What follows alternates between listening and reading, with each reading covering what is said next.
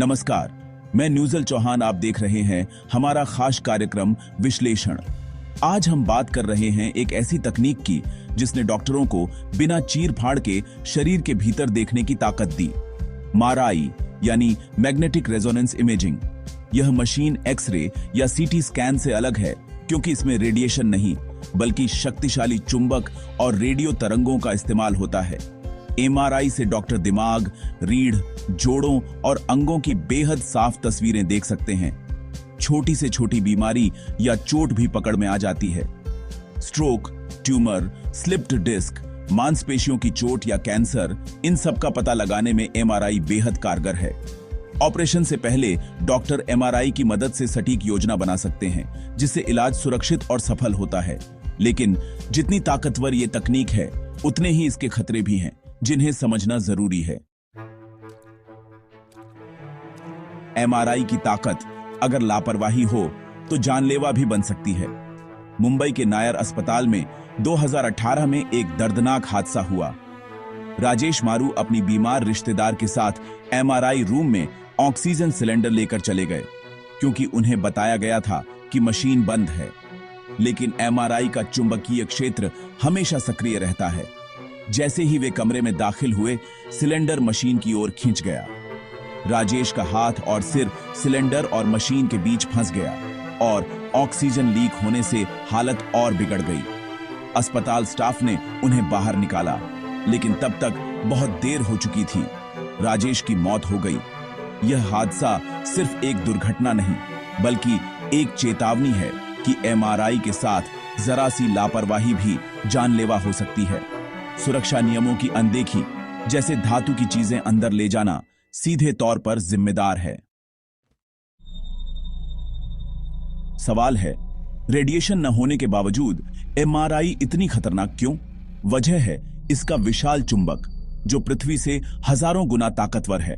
यह चुंबक हर समय चालू रहता है और किसी भी लौह चुंबकीय धातु को जबरदस्त ताकत से खींच सकता है।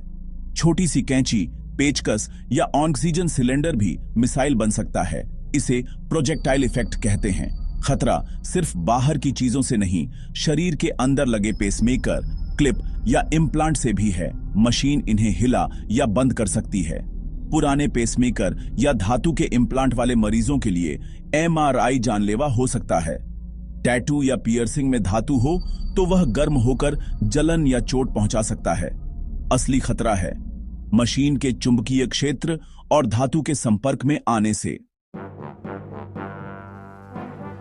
MRI को सुरक्षित बनाने के लिए सख्त नियम जरूरी है। सबसे पहले हर मरीज और स्टाफ की पूरी स्क्रीनिंग होनी चाहिए। शरीर में कोई धातु, इम्प्लांट या सर्जरी की जानकारी ली जाती है। नो मेटल जोन का पालन करें। चाबियां, घड़ी, मोबाइल, बेल्ट, सिक्के सब बाहर छोड़ें। मरीज को अस्पताल का गाउन पहनाया जाता है ताकि कपड़ों में छुपी धातु भी अंदर न जाए। जिनके शरीर में पेसमेकर, स्टेंट या कोई इम्प्लांट है उन्हें डॉक्टर को जरूर बताना चाहिए। हर इम्प्लांट MRI सेफ नहीं होता। क्लॉस्ट्रोफोबिया या घबराहट वाले मरीजों को पूरी प्रक्रिया समझाना और पैनिक बटन देना जरूरी है। इन सावधानियों का पालन ही MRI को चमत्कार बनाता है, वरना यह खतरा बन सकता है। एक छोटी सी हेयरपिन या क्लिप भी MRI में खतरनाक क्यों? वजह है चुंबकीय बल की तीव्रता। मशीन के केंद्र में चुंबकीय क्षेत्र सबसे मजबूत होता है। धातु की चीज जैसे ही पास जाती है वह मिसाइल की रफ्तार पकड़ लेती है।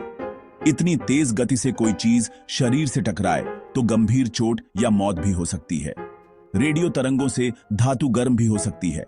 टैटू या पियर्सिंग में धातु हो तो जलन या बर्न हो सकता है। टाइटेनियम जैसी धातुएं आमतौर पर सुरक्षित हैं, लेकिन लोहा, स्टील, निकल सबसे खतरनाक। इसलिए सबसे अच्छा नियम है कोई भी धातु MRI रूम से दूर रखें। तो MRI चमत्कार है या खतरा? सच यह है, यह दोनों है। इसने लाखों जिंदगियां बचाई हैं, डॉक्टरों को अदृश्य बीमारियां दिखाई और इलाज को आसान बनाया। लेकिन इसका शक्तिशाली चुंबकीय क्षेत्र लापरवाही में जानलेवा बन सकता है।